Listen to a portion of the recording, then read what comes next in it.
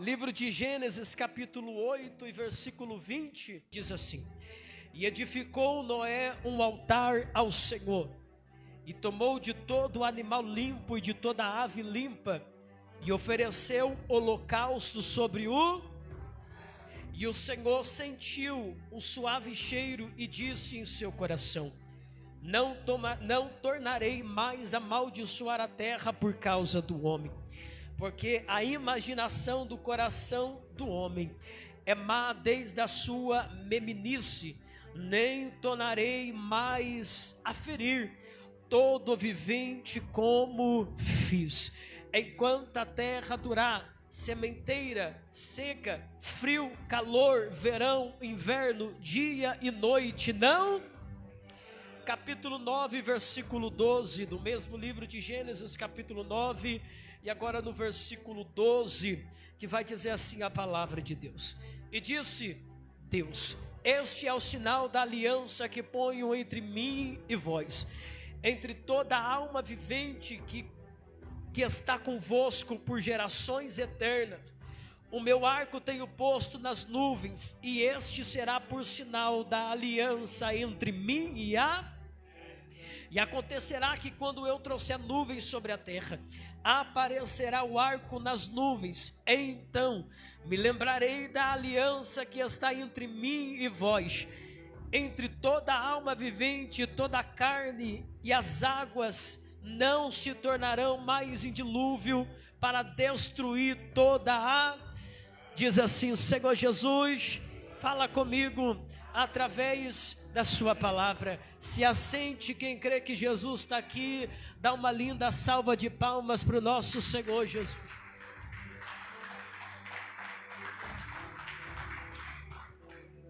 Glória a Deus. Meus irmãos, eu não quero tomar o seu tempo nesta noite. A gente veio aqui para adorar Jesus, e é culto de Santa Ceia do Senhor. A gente está aqui com o intuito de buscar a Deus. Eu quero chamar a tua atenção, porque Deus tem algo poderoso aqui. Quantos aqui acreditam que a Bíblia Sagrada é a palavra de Deus? Aí diz amém. Livro de Gênesis, no capítulo 8, ou capítulo 7, ou capítulo 9, do jeito que você entender, vai falar a respeito de um homem chamado Noé. Um homem que tinha o desejo de servir a Deus, e de fato serviu. Um homem que não tinha os teus olhos nos bens materiais dessa terra. A Bíblia chega a dizer no livro de Gênesis, no capítulo 6, que quando Deus, ele decide acabar com o homem, ele olha para a terra e vê que a terra está toda contaminada pelo pecado. Mas de repente ele acha Noé, e a Bíblia diz: E achou Noé graças aos olhos do Senhor. Em outras palavras, a Bíblia dizendo: enquanto a terra estava programada a se destruir com o pecado, enquanto a terra estava programada a viver da maneira que queria viver, casavam-se e davam em casamento, como Jesus falou quando veio à terra, ele encontra um homem disposto a se desviar do mal e a se desviar dos desejos da carne, para viver no centro e na vontade do Senhor. E isso é tão verdade que quando Jesus veio à terra, ele mesmo cita que a volta do Filho do Homem vai ser como foi no tempo ou nos dias de Noé.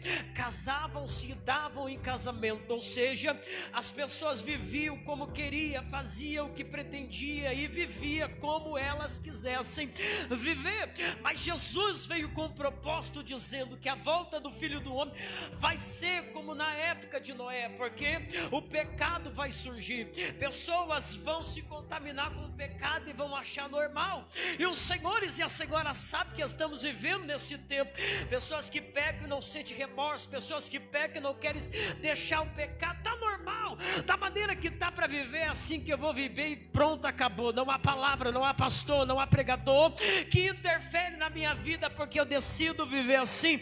Mas há uma profecia dentro desta palavra, porque da mesma forma que Deus levantou Noé no tempo dele, ele também vai levantar pessoas dispostas a pregar o verdadeiro evangelho. Vai olhar para quem está vivendo no erro, no pecado, e vai dizer: Jesus ainda tem uma obra na tua vida, e ele é santo, é verdadeiro, é fiel e ele é poderoso. Feche os teus olhos por um minuto. Eu tenho uma palavra palavra de Deus no início desta mensagem. Deus vai te levantar como verdadeiro adorador nesses últimos dias. Deus não está procurando quem anda de terno, porque até defunto anda. Deus não está procurando quem anda com a melhor roupa, porque até defunto anda e até importada. Deus está procurando quem está disposto a andar no verdadeiro caminho, olhar para o erro e dizer: não é aí que Jesus me chamou. Jesus me chamou para andar na verdadeira adoração. Quem acredita nisso diz glória a Deus. Aleluia, oh glória. Quando lemos Gênesis capítulo 6, capítulo 7, capítulo 8 e capítulo 9, vemos um homem disposto a andar conforme Deus quer. E não é à toa que Deus chama Noé. Noé tinha algumas características. A primeira, ele temia ao Senhor. A segunda, botava ordem dentro da tua casa. E a terceira, não se desviava ao recorrer do tempo. Porque se tem uma coisa que fazemos é verdadeira, e todos aqui que estão sabem, é o decorrer do tempo. Vamos perdendo o amor pelo Senhor, vamos perdendo o amor pelo Evangelho. Não é à toa que no livro de Apocalipse a Bíblia vai dizer: deixasse vós o primeiro amor, porque começou bem, mas com o tempo foi deixando. Noé, eles tinham essas três características, ao ponto de chegar para dentro da tua casa e dizer: olha, a partir de hoje vamos acordar às 6 horas da manhã para buscar madeira para construir a arca do Senhor. Noé colocou dentro do peito dele o plano, levou do peito dele para a família, e a família executou o plano do Senhor. Olha que homem inteligente. Não era um pregador anonimato, não pregou nos Gideões, não estava o seu nome nos melhores cartazes, mas ele fez algo que muitos não conseguem fazer: convencer a família em buscar a Deus, convencer os filhos em trabalhar para a obra do Senhor, convencer quem está dentro da casa a executar o plano de Deus na vida da família. Mas eu quero aqui proferir uma profecia: Deus vai te dar entendimento, ó pai de família. Deus vai te dar graça, mãe de família, a orientar os seus filhos, seu marido, sua casa, a viver nos planos de Deus. Eu vou falar rasgado: quem pegar da glória, você e tua casa vai servir ao Senhor. Joga a mão e dá glória, joga a mão e dá aleluia.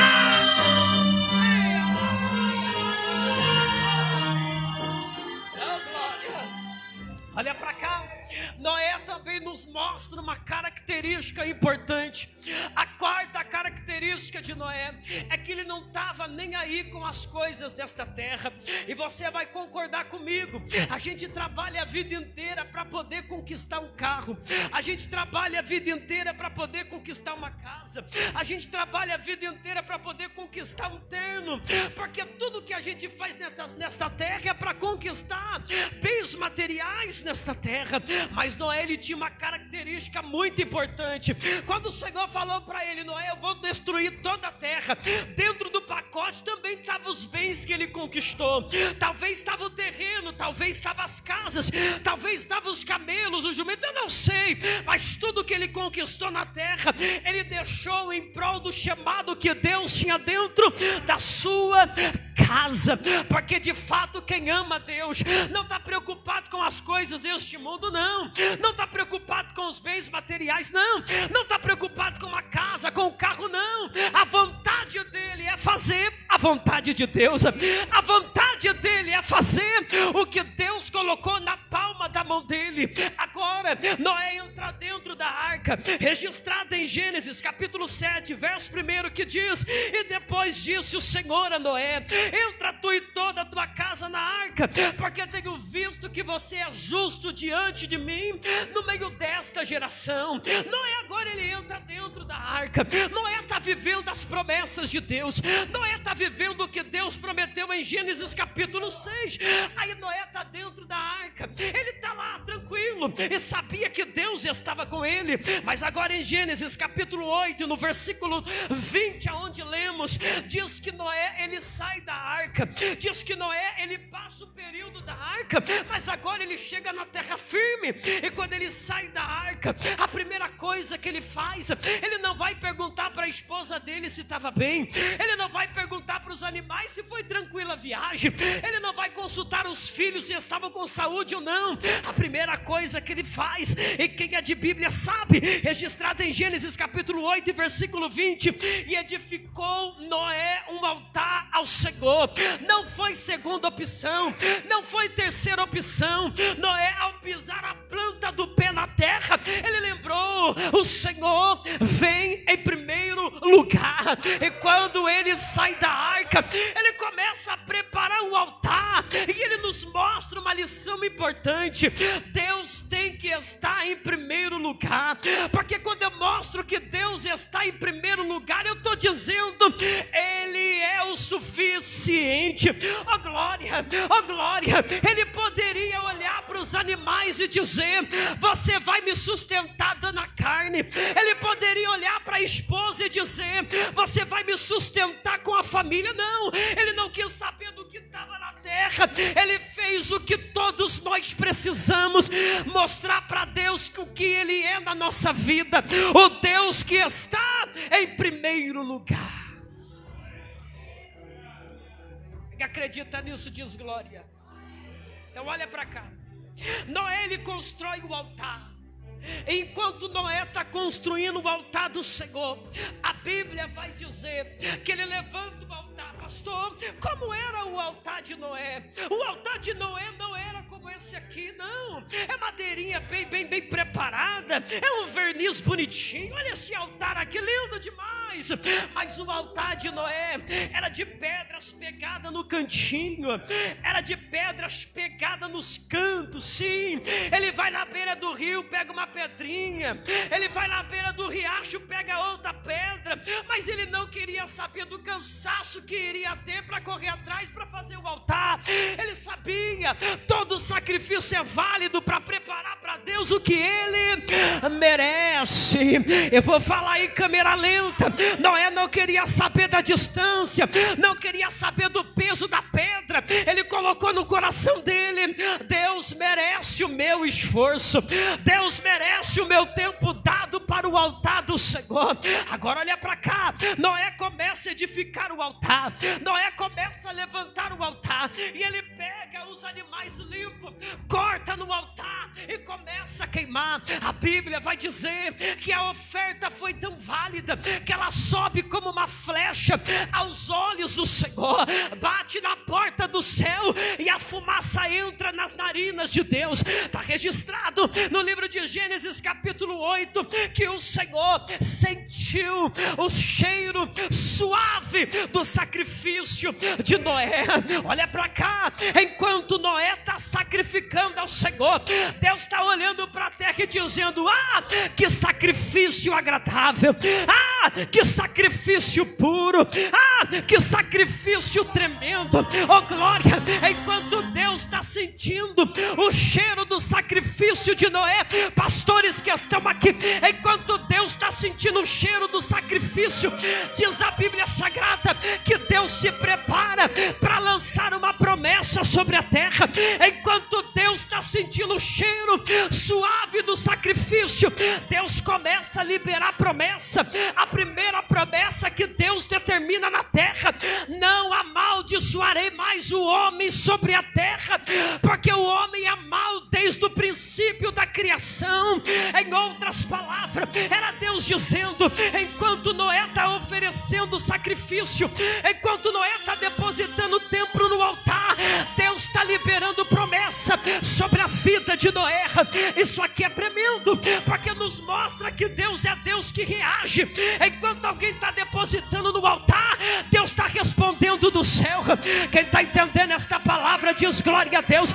Eu tenho uma palavra de Deus para alguém aqui nesta tarde, nesta noite. Enquanto você deposita no altar de Deus, Deus libera uma promessa dentro da tua casa.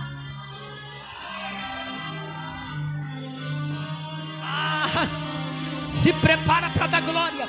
A primeira promessa que Deus dá para Noé é a promessa promessa de vida, dizendo: eu não vou mais matar o homem, porque o homem é mau. Em outras palavras, pastor Eduardo, Deus estava dizendo: por causa do sacrifício, da oferenda e do tempo colocado, eu vou dar vida para a vida de Noé. Sabe o que ele estava dizendo? É que ele estava retribuindo o favor da entrega com vida para a vida de Noé. Eu tenho que liberar isso aqui da parte de Deus. Enquanto você deposita sacrifício no altar do Senhor, Deus libera uma promessa de vida dentro da tua casa.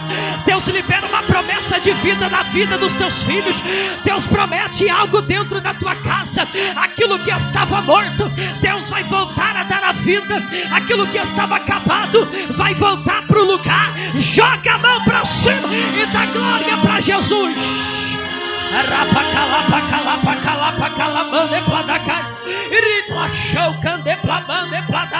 A promessa de Deus é de vida.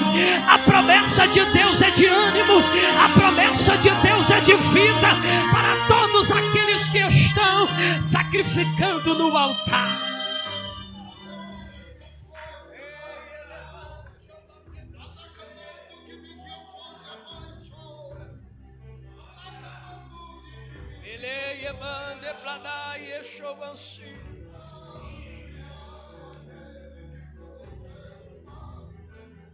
Está lá Noé sacrificando, e Deus sente o cheiro, e Deus começa a dar promessa: não tornarei mais a amaldiçoar o homem, ou seja, não vou mais matar. Era uma promessa de vida.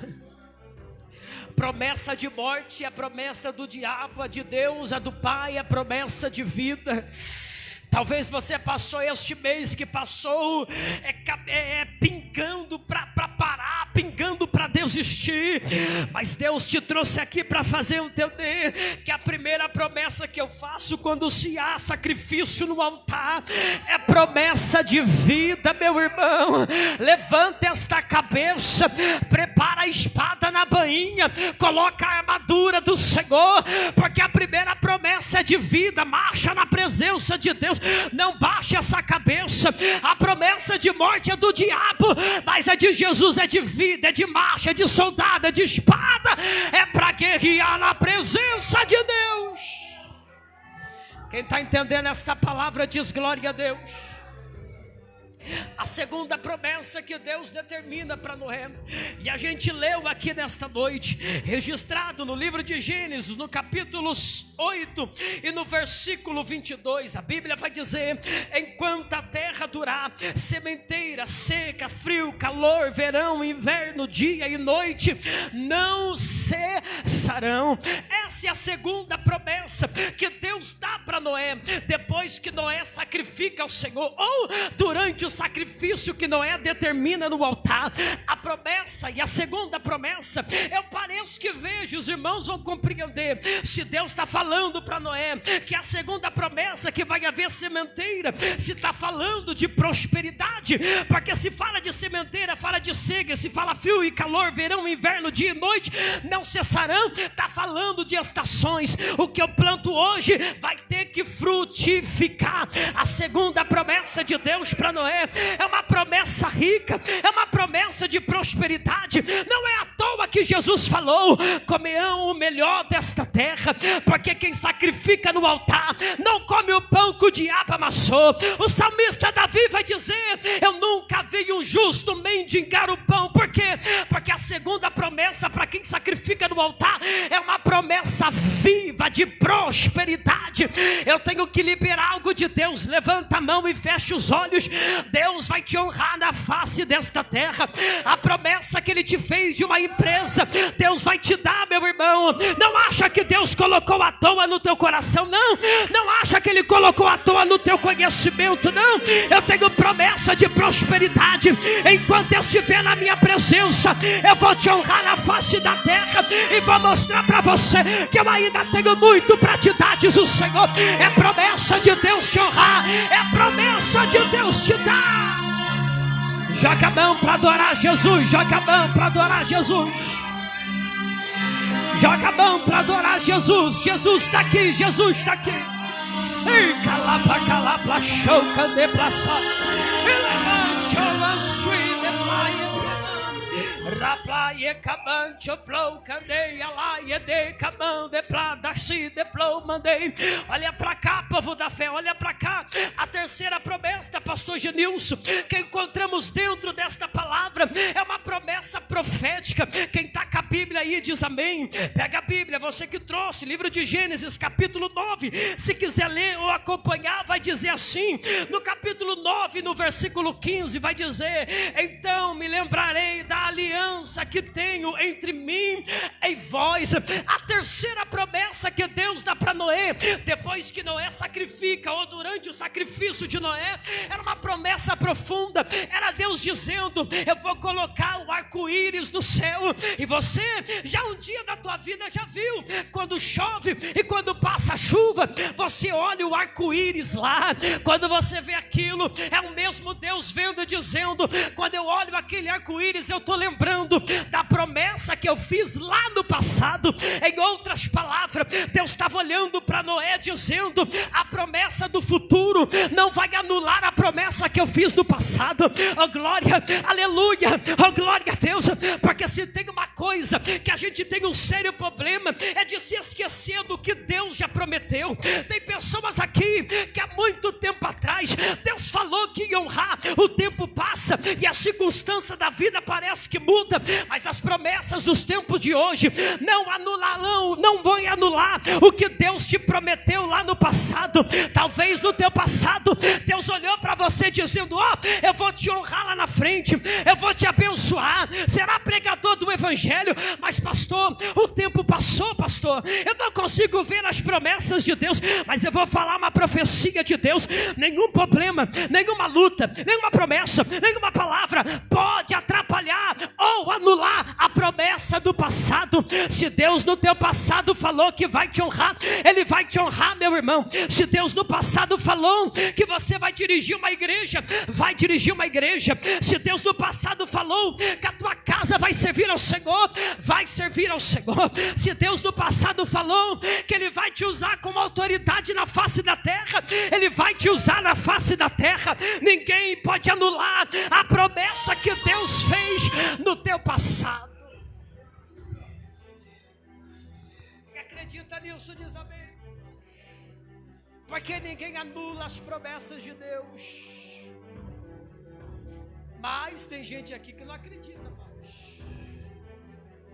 Eu me lembro que quando estava no ventre da minha mãe, a serva de Deus, tomada por Deus, dizia: esse aí vai ser pregador. O tempo passa e a circunstância dizia não, mas a circunstância não podia anular a promessa feita no...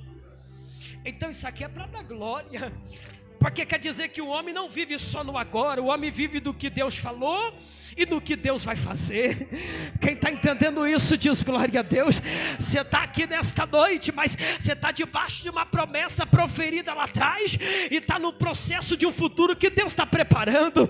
Quem acredita nisso diz glória a Deus. Deus tem uma promessa na tua casa, meu irmão. Não perturbe o teu coração, porque o que Deus prometeu, Ele é fiel para cumprir. Quem está entendendo diz glória a Deus. Então vamos bater palmas para Jesus.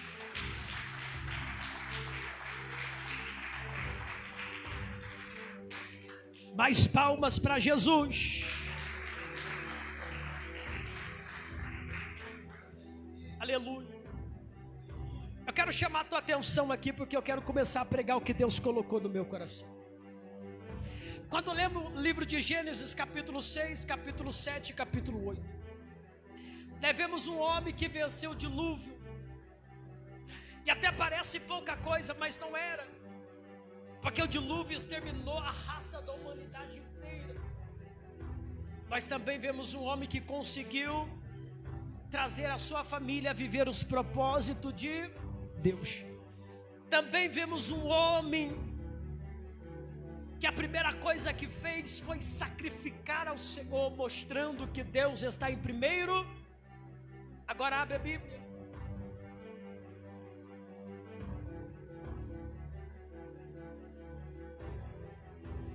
Gênesis capítulo 9, versículo 20.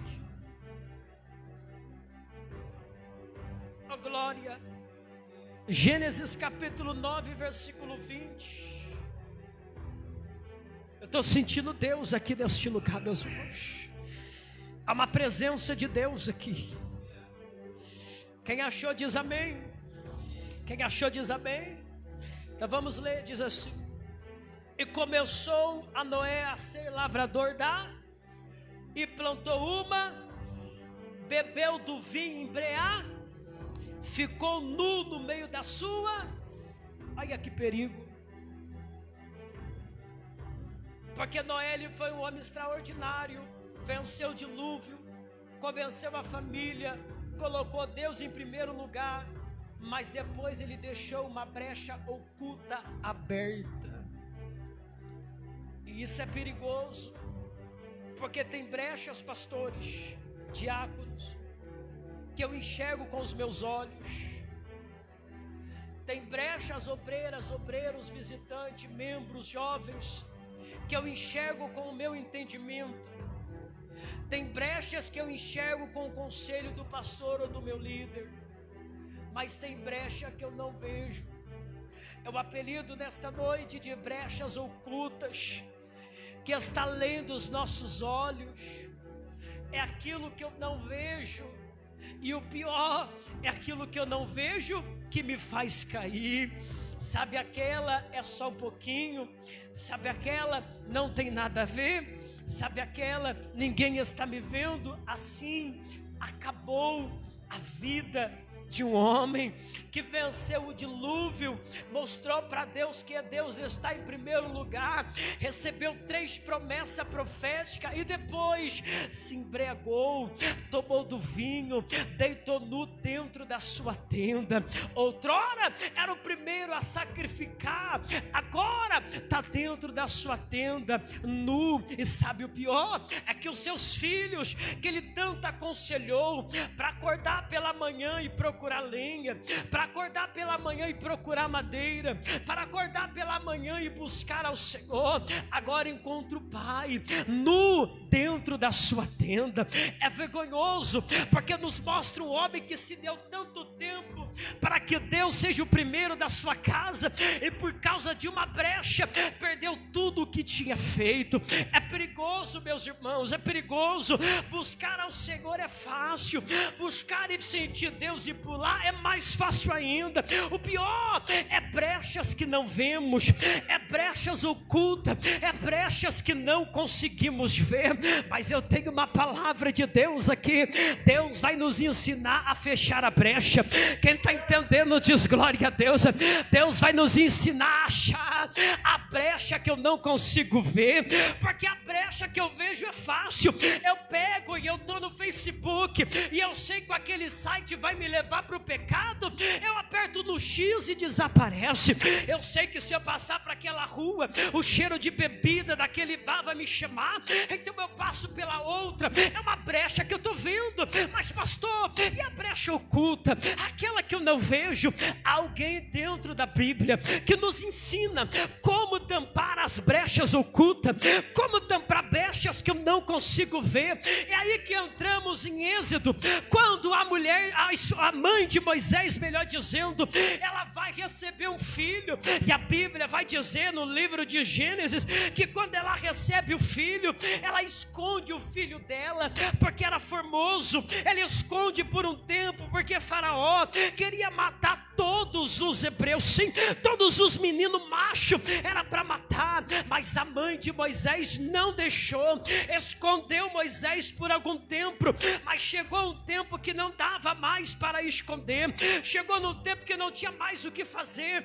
Então ela faz o que? Ela pega um pedaço de madeira e ela começa a construir um pedaço de caixote, um pedaço de caixa, para você entender. E ela começa a pensar: poxa vida, tá tão fechadinho, não há brecha para entrar água. E quem aqui conhece sabe, se eu pegar um monte de madeira e eu juntar essas madeiras e colocar no mar, com o tempo vai andar, mas por causa de brechas pequenas, brechas que não dá para ver aos olhos nus. Com o tempo vai andando e as brechas pequenas vão se tornando grandes. As brechas pequenas vai se tornando grande ao ponto daquilo que estava indo começar a afundar. Mas a mãe de Moisés era profeta, a mãe de Moisés era mulher de Deus. Então ela começa a nos ensinar: eu não posso fazer o cesto para o meu filho e não colocar nada dentro desse cesto. É aí que entra o betume, é aí que entra o piche. Qual é a função do betume e do piche? É para colocar dentro daquele cesto, porque as brechas que eu não estou vendo, a função do betume é tampar. As brechas que eu não estou enxergando, a função do betume é tampar. É aí que a mãe de Moisés, pastor Eduardo, ela pega e começa a tampar com betume as brechas que ela não consegue andar, e depois que ela tampa todas essas brechas, ela coloca o cesto no mar. E sabe o que acontece? O cesto vai andando e não afunda, porque ela nos mostra algo profético. A única maneira de tampar brechas que eu não vejo é alguém chamado betume ou piche. Em outras palavras, é alguém chamado Espírito Santo. Não é à toa que Jesus, quando estava na terra, ele falou: quando ele há de vir, quando ele vir, ele vai convencer o homem do pecado, porque sem ele eu não consigo. Ele vai convencer o homem do juízo, da justiça. A única maneira de tampar brechas que eu não estou vendo é através do Espírito Santo, é através da presença de Deus. E eu tenho uma palavra profética para alguém aqui nesta noite: este culto é dele, este culto pertence a ele. Ele vai te dar força para vencer o pecado, ele vai te dar vigor para vencer a carne. Você não vai parar para pecado pequeno ou grande, você não vai parar para pecado pequeno ou grande. Deus vai pegar na tua mão e vai te dar graça. Oh glória, eu estou sentindo Deus aqui. Eu estou sentindo Deus aqui. Tem gente que acha que o Espírito Santo é para estufar o peito. Tem gente que acha que o Espírito Santo é para a gente ter uma boa eloquência. Não, a função do Espírito Santo é nos ajudar em momentos que eu não consigo, é para me ajudar em momentos que eu não posso. É aí que ele vem, ele vai tampando brechas que eu não vejo. E quando vamos ver, não há espaço para o pecado, não há espaço para os demônios, não há espaço para carne. Ele toma a nossa vida e a gente se torna cheio do Espírito Santo de Deus. Eu preciso falar algo de Deus aqui. O Espírito Santo está aqui, está aqui, o Espírito Santo está aqui. Levante a mão, levanta. É culto de ceia mesmo, é culto de se revestir da presença de Deus para vencer o pecado, para vencer a carne, para vencer a pornografia. Deus vai te dar graça através do Espírito Santo. Joga a mão para cima e dá glória.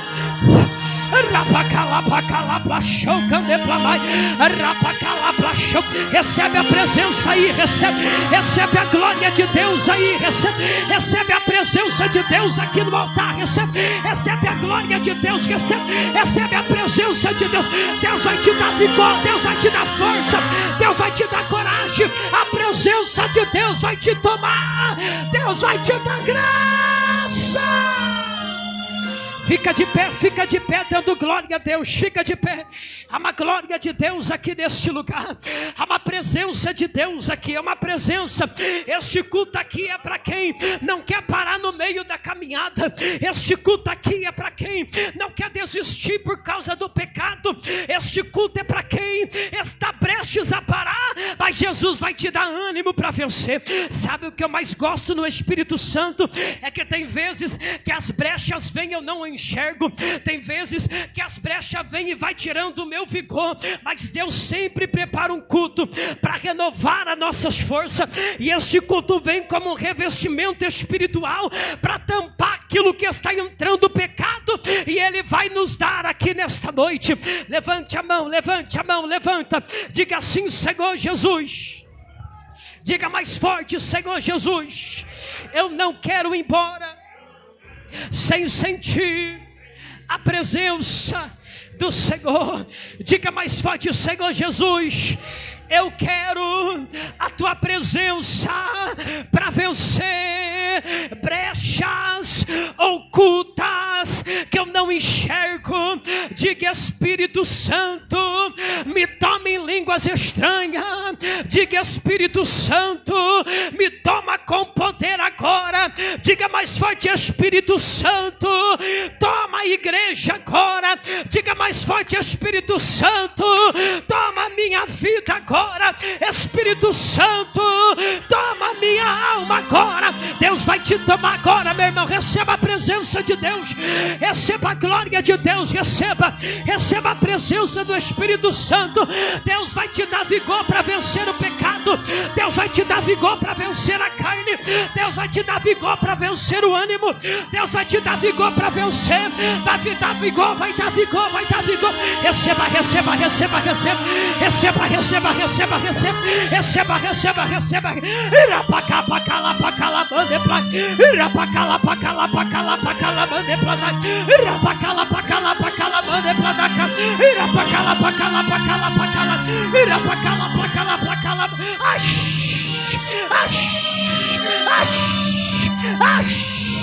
Receba a glória.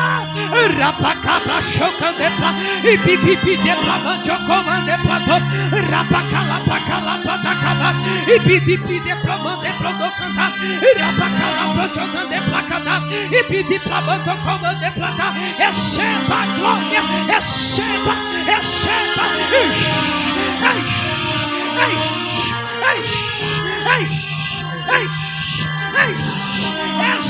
glória.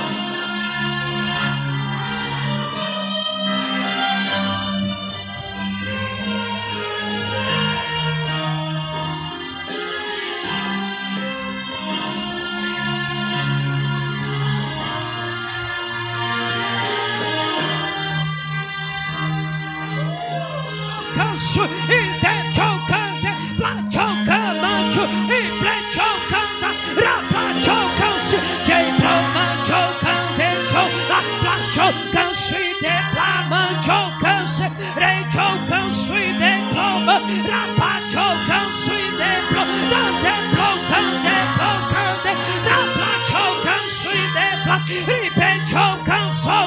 Deus está enchendo pessoas aqui. Deus está dando o Espírito Santo. Deus vai te dar graça. Deus vai te dar vigor. Receba a presença de Deus.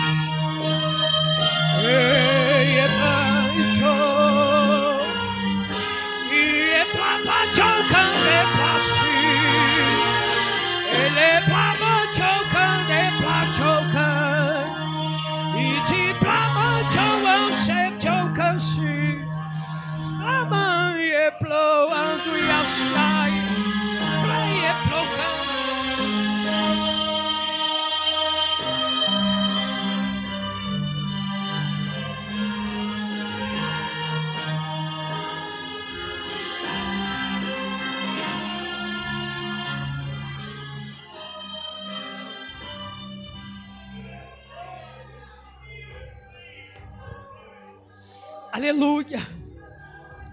Há uma glória de Deus aqui. Aleluia.